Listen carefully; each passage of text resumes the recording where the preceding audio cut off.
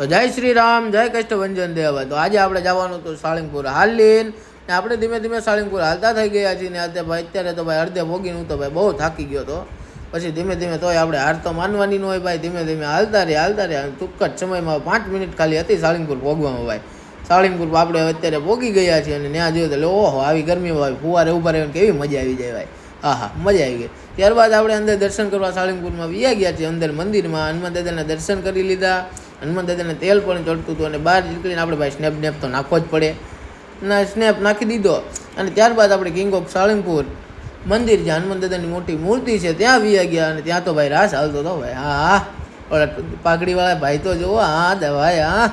ત્યારબાદ આપણે હજી એક સ્નેપ નાખી દઈએ અને આપણી ચેનલ લાઇક અને સબસ્ક્રાઈબ કરવાનું ભૂલતા નહીં. જય માતાજી.